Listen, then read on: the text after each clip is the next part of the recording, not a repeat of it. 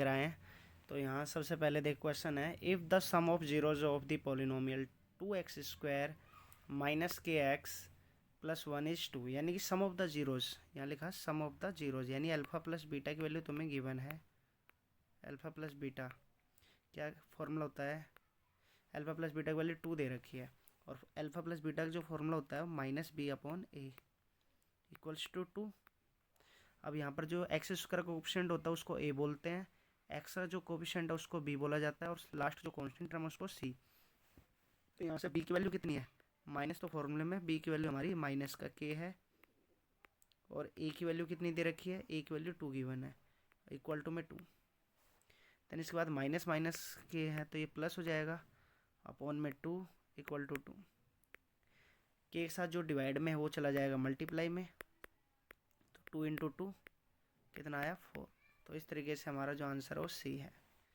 Next question देखिए, HCF हमें 6 दे रखा है, एलसीएम हमसे पूछा गया है, और नंबर हमें दे रखे 336 और 54। एक रिलेशन होता है नंबर और एलसीएम और HCF के बीच में, A into b equal to में HCF इंटू में एलसीएम। तो A की वैल्यू हमें 336 दे रखी है, B क्या दे रखा है 54, HCF हमें 6 दे रखा है, तो ये A है, ये B, और ये हमारा क्या है HCF 6, और एलसीएम हमसे पूछा गया है। तो एलसीएम के साथ जो भी मल्टीप्लाई में है वो चला जाएगा डिवाइड में, यानी 336 इंटू में 54 अपॉन में 6। अब यहाँ से 54 को 6 से डिवाइड करेंगे तो कितना आएगा 9, और 336 को 9 से गुणा करेंगे मल्टीप्लाई,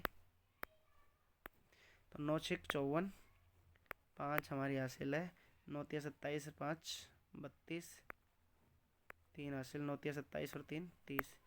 तो इस तरीके से जो एलसीएम है हमारा वो आ गया 3024, 3024 हमारा एलसीएम है। तो कौन सा ऑप्शन राइट है, डी।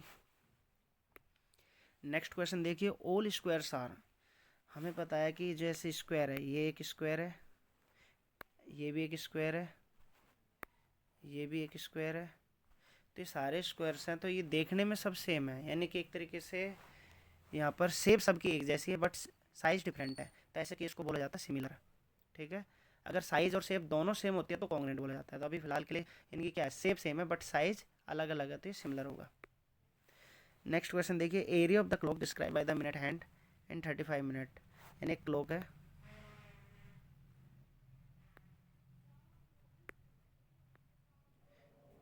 इस क्लॉक की लेंथ हमसे पूछी गई है, और हमसे कहा गया कि ये 35 मिनट के अंदर ये जो एरिया है ये हमें गिवन है 594 सेंटीमीटर स्क्वायर। ठीक है, तो हमें लेंथ निकालने के लिए थीटा पता होना चाहिए, सेंट्रल एंगल। तो एक बात बताओ, जो एक क्लॉक है ना, याद रखेंगे 60 मिनट में एक कंप्लीट चक्कर कंप्लीट कर लेती है मिनट हैंड, तो 60 मिनट के अंदर वो 360 डिग्री एंगल फॉर्म करती है, एक चक्कर का मतलब 360 एंगल है। तो यहाँ पर अगर 60 मिनट में 360 डिग्री एंगल है तो 1 मिनट में कितना होगा, 1 मिनट में 6 डिग्री। देन उसके बाद में 35 मिनट में कितना हो जाएगा,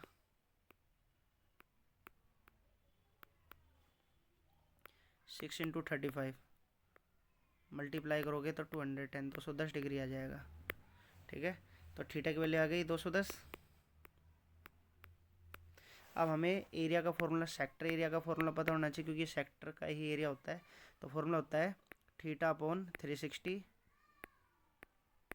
इंटू पाई आर स्क्वायर। तो एरिया तो हमें पहले से क्वेश्चन में गिवन है 594, थीटा कितना है तो 210, 210 आ गया था, अपॉन में 360 इंटू पाई की वैल्यू 22/7, और आर हमें निकालना है। तो यहाँ से कैंसिल करते हैं, 0 से 0 कैंसिल, 7 से 21 को कैंसिल करेंगे तो 3 आएगा, 3 को इससे कैंसिल करेंगे 36 को तो 12 आएगा। ठीक है, 12 को भी हम कैंसिल कर सकते हैं, यहाँ 11 आ जाएगा और यहाँ 6, ये फॉर्म आ गई। अब इसके बाद में अब देखिए सभी, इसके बाद में हमें क्या करना है, जो हमारा आर स्क्वायर के साथ मल्टीप्लाई में है वो तो जाएगा डिवाइड में, और जो डिवाइड में हो जाएगा मल्टीप्लाई में, यानी कि आर स्क्वायर इक्वल टू में 5 9 4 इंटू में 6 तो चला गया मल्टीप्लाई में, और डिवाइड में क्या आएगा, तो डिवाइड में 11 आ जाएगा। अब इसके बाद में क्या करोगे, 11 से इसको डिवाइड कर दो, 11 5 जा 55, 11 4 जा 44, तो आर स्क्वायर की वैल्यू कितनी आ गई, 54 इंटू में 6, तो आर स्क्वायर इक्वल टू में 54 की मल्टीप्लाई 6 से करोगे तो कितना आएगा, 324, तो आर की वैल्यू कितनी आएगी, √324, 324 का वर्गमूल आ गया, और 324 का रूट क्या होता है, 18। तो इस तरीके से रेडियस हमारी आई 18 सेंटीमीटर। इसका मतलब length of the minute hand कितनी आ गई, 18 सेंटीमीटर। तो डी ऑप्शन हमारा राइट है। नेक्स्ट क्वेश्चन देखिए, the number of the tangent drawn from a point outside the circles, यानी कि एक सर्कल है और यहाँ से क्या कहा गया है कि the number of tangent drawn from a point outside the circle, circle के आउटसाइड एक पॉइंट है, उससे कितनी टेंजेंट ड्रॉ की जा सकती हैं। देखो यहाँ पर जैसे ये टेंजेंट है, यहाँ से ये टेंजेंट है एक, और एक टेंजेंट ये है, तो कितनी टेंजेंट ड्रॉ की जा सकती हैं एक्सटर्नल पॉइंट से, 2, तो इसका मतलब 2 हमारा राइट आंसर है। नेक्स्ट क्वेश्चन देखिए, the ratio between surface area and volume of a sphere having radius 1 centimetre, यानी कि रेशियो बताना किसका, सरफेस एरिया, रेडियस हमें 1 सेंटीमीटर दे रखी है, सरफेस एरिया और वॉल्यूम का रेशियो, तो स्फीयर का जो सरफेस एरिया होता है वो 4 पाई आर स्क्वायर होता है, और वॉल्यूम 4/3 पाई आर क्यूब होता है। तो आर स्क्वायर से आर क्यूब कैंसिल करेंगे तो एक आर बचेगा, पाई से पाई कैंसिल हो जाएगा, तो यहाँ पर ये जो 3 है ये चला जाएगा ऊपर, तो 4×3 और अपोन में बचा 4×r, 4 से 4 कैंसिल, तो 3/r आया। अब यहाँ पर r की वैल्यू हमें 1 दे रखी, तो 3/1, यानी रेशियो आ गया 3:1। बी ऑप्शन हमारा राइट है।